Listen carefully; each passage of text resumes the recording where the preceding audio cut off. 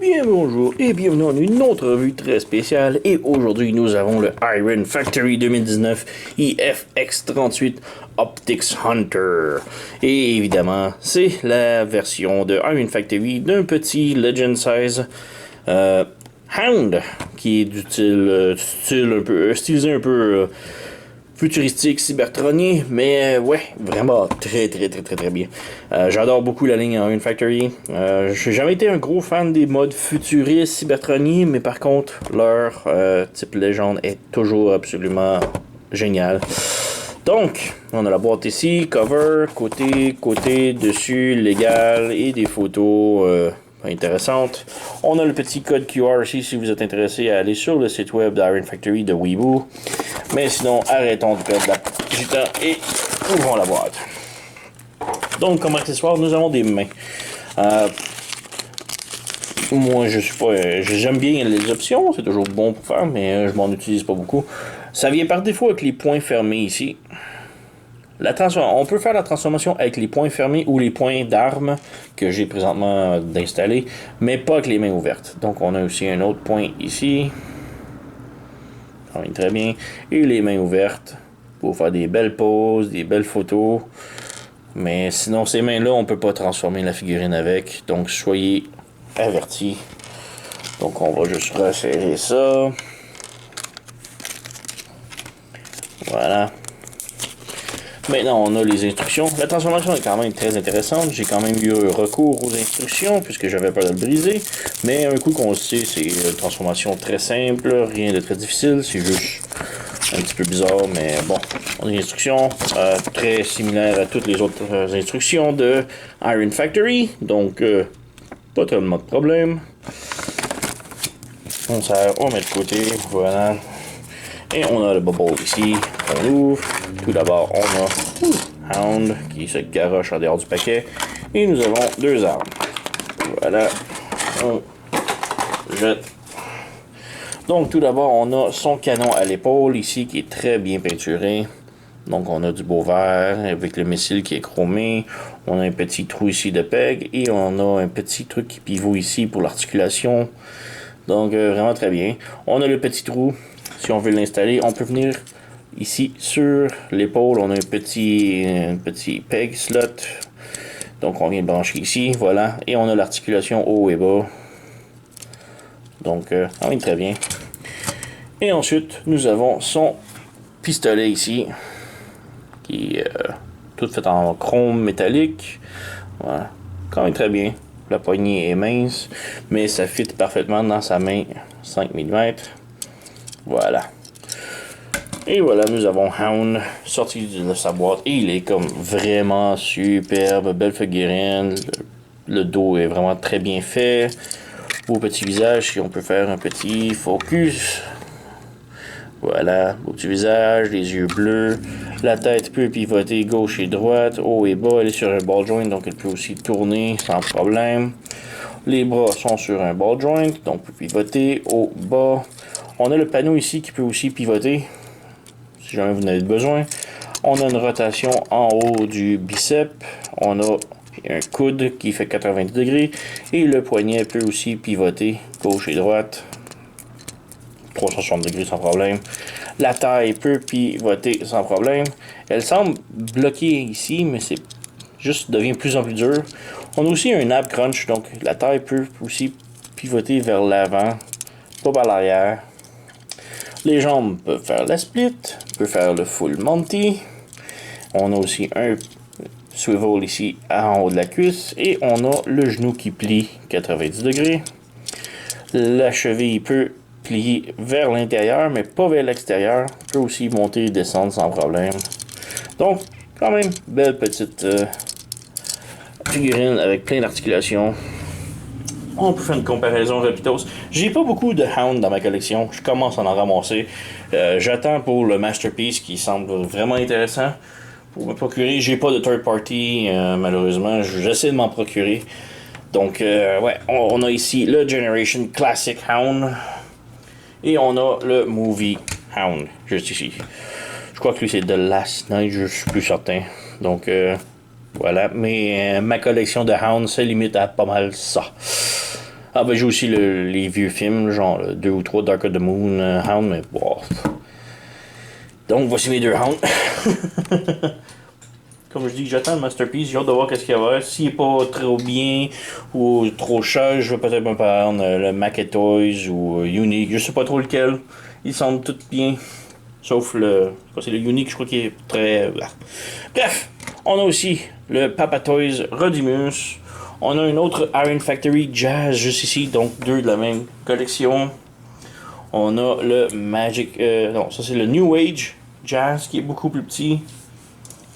On a le Magic Square Trailblazer juste ici, qui est quand même la même taille. Et on a le Hot Soldier, non, ça c'est Toy World Wheeljack, qui est aussi pas mal la même taille. Donc, ouais, Iron Factory qui fait les jouets la même taille que Magic Square et Toy World. Donc, soyez avertis, c'est dans cette collection, vous pouvez les afficher si vous voulez. Donc, on peut passer maintenant à la transformation. Comme je disais, la transformation est quand même très intéressante pour une si petite figurine. On enlève tout d'abord les armes, ça va aider, ça va vraiment faciliter. Donc, pour commencer, on met les bras droits le long du corps. On lève les panneaux ici, comme ça. On lève pour que ça vienne se rejoindre au bras ici. On vient défaire la taille, donc on tire ici, on lève le capot. On peut voir ici un petit peg noir, donc on lève le cou, ça vient débarrer le capot, et là on peut venir soulever le capot, comme ça, et on vient rentrer la tête à l'intérieur. Maintenant on peut voir ici, c'est la vitre qui a le peg, donc on ferme le capot et on vient brancher la vitre, voilà, en arrière. On vient ici lever les miroirs, donc on fait juste lever ce petit panneau là. L'autre côté ici, on fait juste appuyer dessus pour le mettre droit. On vient brancher les bras ici. Brancher les bras au pare-choc, disons, en haut ici. Voilà. Et voilà. Et maintenant, on a comme deux petits pegs sur les bras ici qui vont venir se brancher à la taille. Donc la taille ici, on a deux carrés. Donc il faut glisser la taille entre les bras et venir brancher. 1, 2. Donc voilà, on a pas mal le tout de fait ici. Il faut juste s'assurer que la vitre est bien branchée. Et les miroirs ensuite se branchent sur les bras. Voilà. On vient ici, se branche sur les bras. Voilà. Donc on a fait le devant de la voiture. On passe pour les jambes. Donc tout d'abord, on ouvre les panneaux juste ici. En arrière des mollets. Comme ça.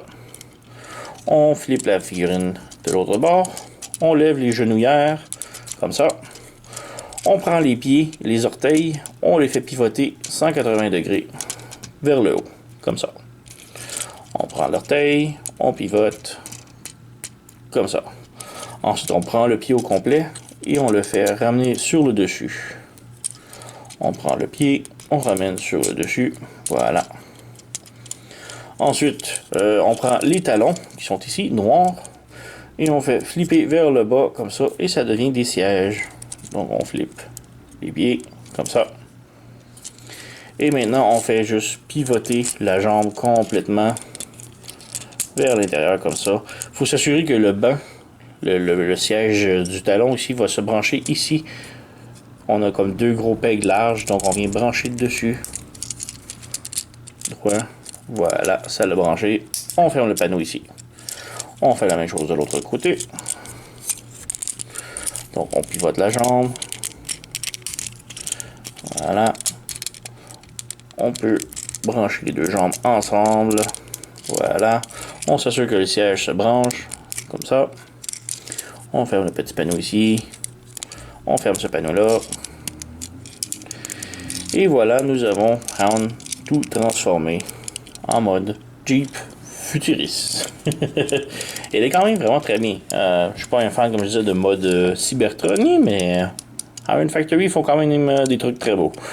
Donc, ouais, elle roule parfaitement bien. Bon, ma table elle glisse beaucoup, mais bon, c'est pas pas terrible. On a quand même belle peinture du pare-choc, le wrench en avant, les lumières chromées, les lumières ici en avant, la petite étoile, la ligne jaune sur le poignet, la ligne jaune sur les pieds. En arrière, les lumières rouges et des pots d'échappement, j'imagine. Pour les armes, on a des petites slots ici sur les pieds, des petites et des grandes. La grande, c'est pour mettre le canon, le fusil, et la petite, c'est pour brancher le lance-missile. Donc, on vient brancher ici. Voilà. Donc, on a les canons. Ils sont pas symétriques, disons, mais c'est pas tellement grave. Même qu'on pourrait mettre les deux canons du même côté, comme ça, si vous voulez. On a l'articulation aussi qui joue pour le lance-missile. Donc, c'est vraiment superbe figurine. Alors, les roues ici sont des roues pleines en arrière, mais en avant sont comme des demi-roues, des petites roues, mais avec l'épaule, bon, c'est pas si mal. Donc, ouais, pas trop de choses à dire. On peut peut-être faire une comparaison. On va baisser la caméra un petit peu. Faire une comparaison avec ses copains en mode véhicule et revenir. Donc, ouais. Donc, petite comparaison rapide ici avec The Last Night Hound et le Generation Classic Hound. Donc, ouais, c'est pas tellement de la même taille, mais bon, ce sont mes deux hounds que je possède. J'ai ici le Papa Toys Rodimus, qui est un petit peu trop gros, donc ça fit pas tellement. On va mettre un petit peu plus loin de côté. Un que j'aime bien comme taille, c'est le Magic Square Trailblazer, qui fit parfaitement bien. On a d'autres ici qui fit bien. On a le Toy World Jazz, juste ici. Toy World Wheeljack. Donc un autre qui fit très bien côté taille. Et on a Iron Factory Jazz, juste ici. Les deux de la même compagnie, de la même ligne. Donc quand même deux figurines qui vont très bien ensemble. Et juste pour le plaisir, un autre ici. Un autre Jazz qui est le Magic Square. Non, le New Age. Donc, ouais.